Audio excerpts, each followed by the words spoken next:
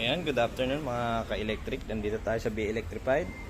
Ito yung mga parts natin. Nagbebenta tayo ng mga parts. Yung hub motor natin na QS motor, brakes, shocks, tapos yung mga alloy natin swing arm. Meron din tayo mga handlebar, mga hand grab. Ayan. Head post, mga T-post. Meron din tayong mga mugs. Ayan. Mga alloy din yan, magaganda quality niyan. Napakakapal. Ayan. Ayan siya.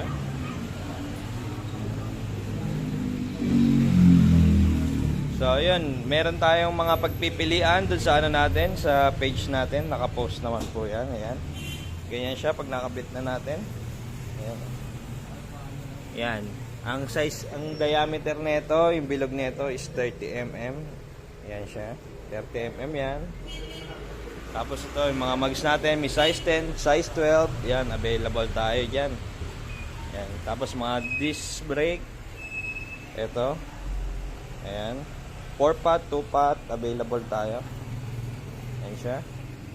Then yan siya pag nakalagay, oh, makikita. Ang ganda, oh. Ayan, oh. Mga throttle na may design. Ayan. Meron din tayo.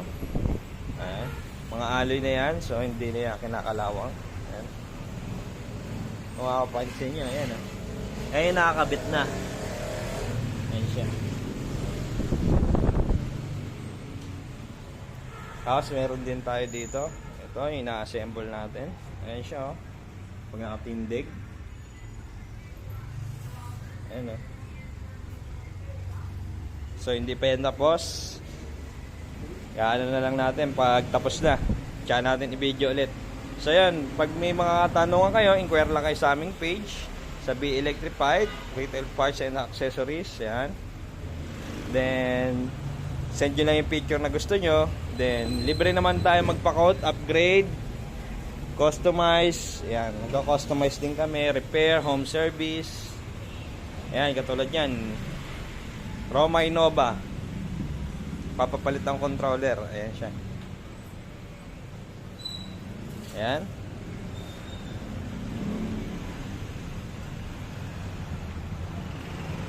Nag-home service din tayo. Kahit sa malalayong lugar, basta mga 100 kilometers, kaya ng e-bike natin yan.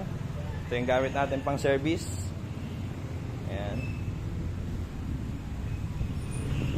Ayan. Tapos dito tayo sa kabila. Ito, hindi pa tapos. Naantay na lang matapos. Ayan. Then ito, may mga units din tayong tinitinda. Ayan siya. Ayan, may mga naka-line up pa kaming setup. Ayan, isang yan. So, yun lang. Inquire lang kayo sa page namin. Be Electrified.